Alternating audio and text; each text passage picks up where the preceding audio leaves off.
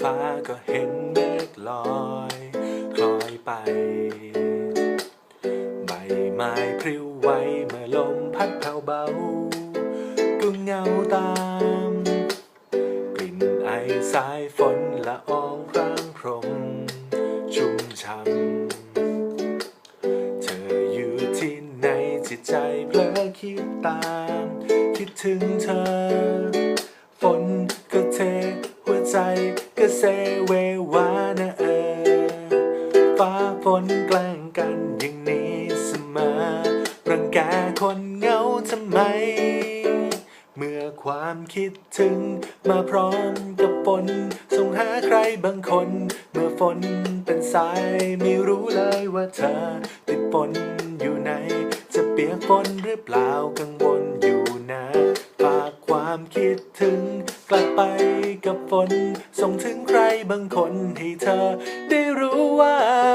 ให้เธอรีบกลับมาอย่าลืมว่ามีคนห่วงใย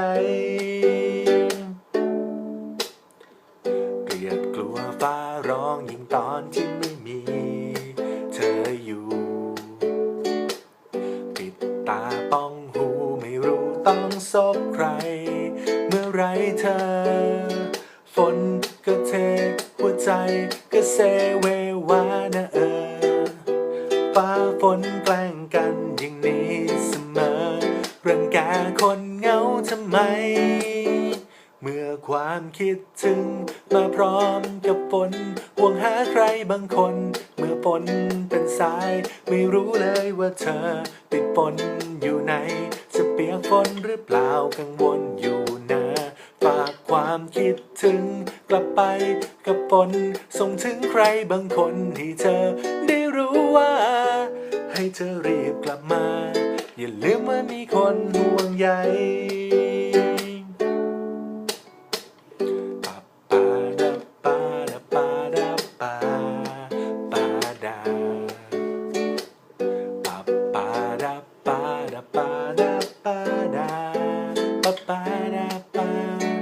ฝนก็เทหัวใจก็เซเววานะฟ้าฝนแกล้งกันอย่างนี้เสมอรังแกคนเหงาทำไมเมื่อความคิดถึงมาพร้อมกับฝน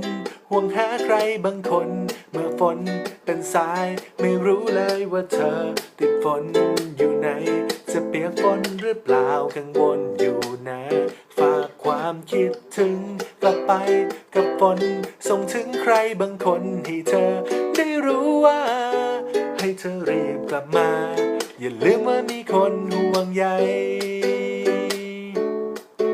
ให้เธอรีบกลับมาอย่าลืมว่ามีคนห่วงใย